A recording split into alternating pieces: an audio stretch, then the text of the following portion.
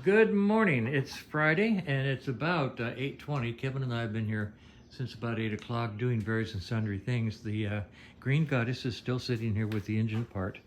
And a lot of comments came in about the pistons and whether or not they were slotted or drilled. I don't, okay, let's just walk over here. Here's the piston, the rings are out, and it is, in my humble opinion, neither slotted nor drilled.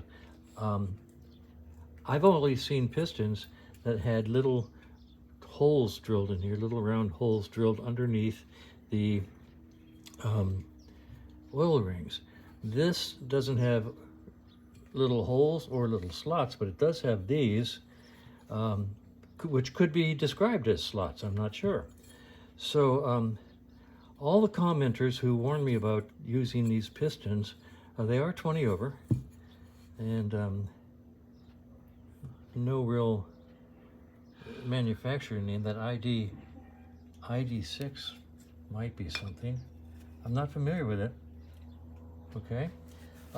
Please give me commentary and tell me whether or not these are okay to use. I want to put this bike back together, but I won't do it today until I hear from folks who can explain to me what pistons these are, if you know, and are they slotted because of these slots, or whatever you can tell me.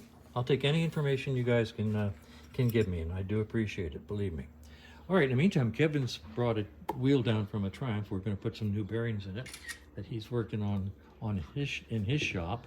Oh, and good news over here on this guy, I found these bolts. These are the big long bolts that go in from the bottom. Okay, they come in from underneath of the front of the jugs. And I found the stud that was missing.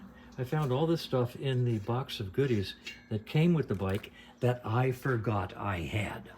So right now, this mess of my shop bench, we're going to get organized. These are all the parts from the Norton, the Green Goddess.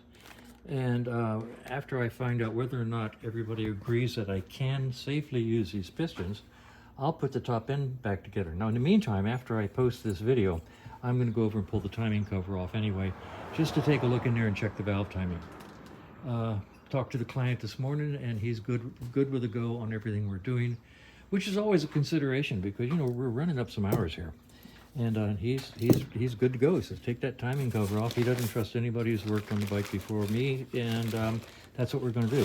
Look at all this box of goodies that came in with the bike. I mean, this is a bunch of good stuff. So I'm glad those pieces that I thought were missing were actually in the box.